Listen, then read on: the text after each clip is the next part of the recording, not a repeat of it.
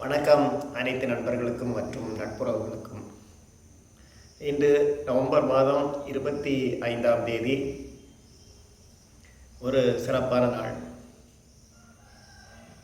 சர்வதேச பெண்களுக்கு எதிரான வன்முறை ஒழிப்பு தினம். பெண்கள் இன்று மூன்றில் ஒரு பேர் பல வகையான நிலைகளில் பாதிப்புக்குள்ளாகி வருகிறார்கள். அதாவது உடல் ரீதியாகவும் மன ரீதியாகவும் செயலில் அவர்கள் வன்முறையை சந்தித்து கொண்டு இருக்கிறார்கள். அந்த அளவிற்கு இன்று பல கொடுமைகள் பெண்களுக்கு நடைபெற்று வருகிறது. பல வழிகளில் உள்ளது. அதை தடுக்கும் விதமாக ஒரு வருடமும் 2006ஆம் வருடம் முதல் இந்த நிகழ்வு நடைபெற்று கொண்டிருக்கிறது. இன்றைய நாளில் சமூகத்தில் பெண்கள் நாட்டின் கண்கள் என்று சொல்லும் அளவிற்கு பல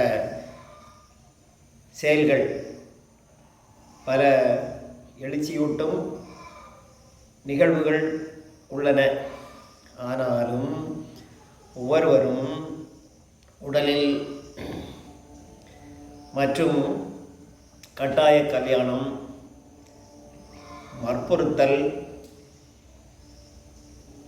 பல எதிரான குற்ற நிகழ்வுகள், இதிலிருந்து அவர்கள் துன்புறுத்தப்பட்டு வருகின்றனர்.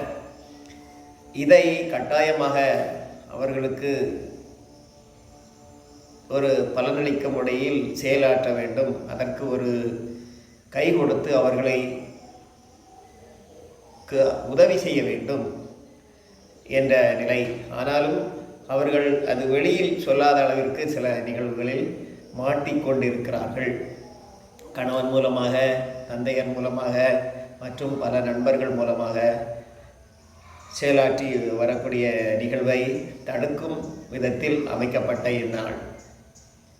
இந்த நாள் ஒரு சிறப்பான நாள் தான்.